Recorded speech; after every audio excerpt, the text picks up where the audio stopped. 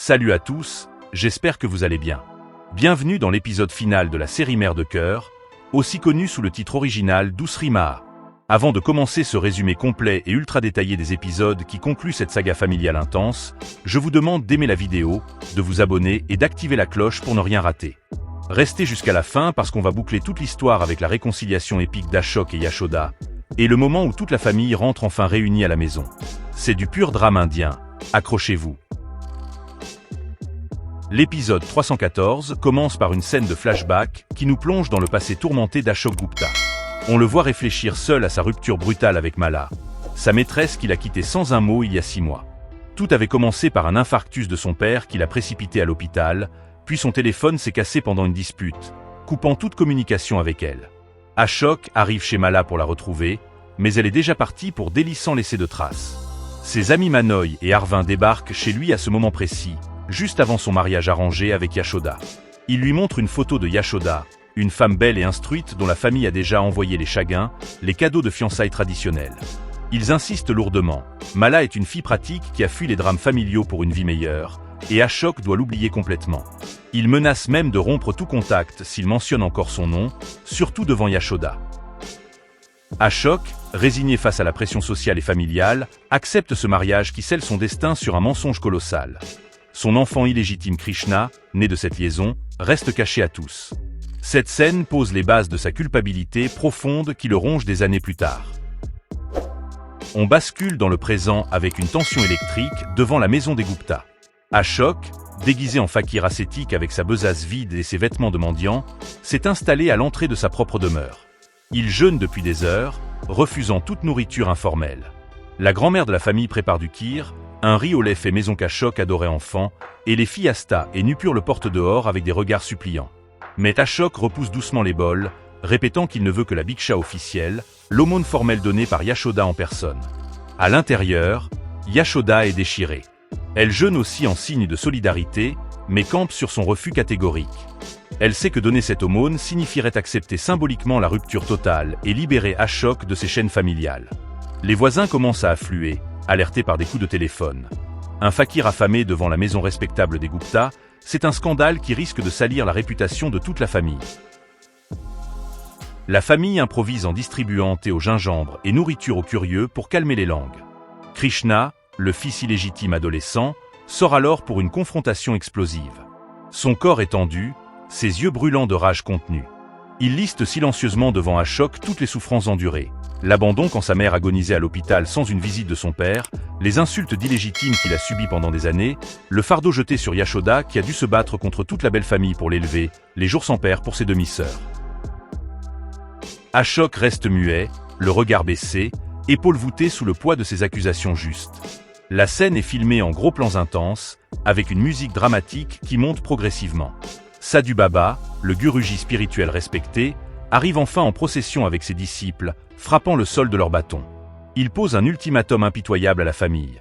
Donnez la biksha maintenant, ou Ashok erra 13 ans comme punition karmique avant d'être accepté comme sannyasi véritable.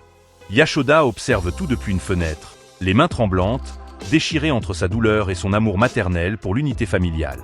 L'épisode 314 se clôt sur ce cliffhanger tendu, avec la foule qui grossit et Ashok toujours à genoux, faible de faim. L'épisode 315 enchaîne directement sans répit. Krishna reprend son interrogatoire dehors, posant des questions directes et brutales. Est-ce qu'Ashok veut vraiment rentrer vivre avec eux, les aimer, ou juste fuir après l'aumône? Ashok confirme d'un hochement de tête son désir urgent de partir une fois la biksha obtenue. La colère de Krishna explose en gestes furieux, rappelant les 13 ans de larmes et de lutte. Les voisins et la famille élargie, Mahua, Arvind, les grands-parents, supplient Yashoda en chœur depuis le seuil. Ils évoquent le sacrifice des femmes hindoues à travers les siècles, la culpabilité collective si Ashok par les mains vides, et l'avenir des filles sans père. Les petites Asta et Nupur sortent en larmes, serrant les jambes de leur mère, mimant avec des gestes enfantins qu'elles vivront sans papa s'il le faut, même en expliquant aux autres qu'il est en pénitence. Yashoda craque intérieurement, imaginant ses enfants grandir marqués par cette décision. Le moment pivotal arrive. Yashoda franchit enfin le seuil, les yeux rougis mais le menton haut. Depuis leur mariage, Ashok a toujours gagné contre sa volonté, et cette fois encore, elle cède. Elle tend solennellement l'aumône dans la besace d'Ashok, le déclarant libre de toutes attaches. La caméra zoome sur ses mains tremblantes et les larmes qui coulent silencieusement. Ashok accepte le geste, puis balaie du regard toute la famille avec une expression de regret profond. Il admet ses fautes par des gestes contrits. Mauvais fils, mauvais frère, mauvais père, mauvais mari. Mais il repousse la nourriture supplémentaire que Krishna lui tend, insistant sur son statut de sannyasi qui ne reçoit que des bénédictions, pas des droits. Les filles consolent Yashoda en pleurs, l'entourant de leurs petits bras. Alors que l'émotion atteint son pic avec l'aumône remise, Sadhu Baba observe Ashok avec un regard perçant. Il scrute ses larmes qui coulent malgré lui, ses épaules qui tremblent quand il regarde ses filles, Krishna, et surtout Yashoda. Guruji secoue la tête lentement. Il déclare que Ashok n'est pas prêt pour la vie de sannyasi. Ses émotions prouvent qu'il reste attaché au monde matériel, un gristi pur et simple, pas un vrai moine détaché. Guruji le libère officiellement de tous les vœux ascétiques et part en procession avec ses disciples, scandant Har Har Mahadev tandis que la foule s'écarte respectueusement. Ashok reste figé au sol, son rêve de renoncement brisé net par cette décision divine inattendue. Ce refus crée un silence lourd devant la maison. Ashok lève lentement les yeux vers sa famille, son visage marqué par le choc et une vulnérabilité totale. Yashoda, qui vient de lui donner l'aumône symbolique de rupture, voit maintenant cet homme brisé redevenir simplement son mari. Elle s'approche sans un mot, pose une main sur son épaule. Ce geste simple, filmé en plan serré, marque le début de la réconciliation. Ashok se lève péniblement, aidé par Krishna qui, malgré sa colère, lui tend finalement la main. Les deux hommes se regardent longuement, un échange silencieux où la rancœur de l'adolescent cède la place à une compréhension mutuelle. Krishna aide son père à se redresser complètement. Les filles Asta et Nupur se jettent dans les bras d'Ashok, pleurant de soulagement. La grand-mère essuie ses larmes et tend enfin le kir qu'elle avait préparé, qu'Ashok accepte cette fois comme nourriture familiale, pas comme aumône. Les voisins, qui murmuraient encore quelques instants avant, commencent à applaudir doucement, transformant le scandale en moment de triomphe communautaire. Mahua et Arvind, frères et sœurs d'Ashok, s'avancent pour l'embrasser. Toute la famille élargie forme un cercle autour de lui.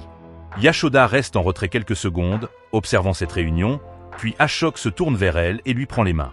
Le moment clé arrive. Ashok et Yashoda se font face au milieu de tous. Il baisse la tête en signe de repentance totale. Elle pose sa main sur sa joue. Il s'enlace longuement sous les regards émus de la famille et des voisins. La caméra tourne autour d'eux en travelling circulaire, avec une musique douce qui monte progressivement. Cette embrassade scelle leur réconciliation après toutes les trahisons, les mensonges et les années de souffrance.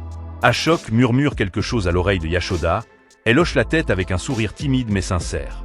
La famille entière éclate en sanglots de joie. Puis vient le moment symbolique et émouvant du retour à la maison. Toute la famille se regroupe naturellement devant la porte. Ashok laisse Yashoda passer la première, geste de respect qu'il n'avait pas fait depuis longtemps. Elle franchit le seuil, suivie de ses filles qui tiennent chacune une main d'Ashok. Krishna ferme la marche, portant la besace vide de son père comme un trophée de cette épreuve traversée. Les voisins continuent d'applaudir depuis la rue, tandis que la porte se referme doucement sur cette famille réunifiée. La dernière image de l'épisode montre l'intérieur de la maison. La famille assise ensemble autour de la table, partageant enfin le repas interrompu, avec Ashok au centre tenant la main de Yashoda d'un côté et celle de Krishna de l'autre. Cette conclusion boucle parfaitement l'arc narratif d'Ashok. Sa tentative d'ascèse forcée par la culpabilité se transforme en rédemption familiale grâce à la force de Yashoda et la maturité inattendue de Krishna. La Bhiksha, qui devait symboliser la rupture, devient paradoxalement le pont vers la reconstruction. La série Mère de cœur montre ici sa signature. Aucune résolution facile, mais un pardon gagné à travers l'épreuve suprême du sacrifice mutuel.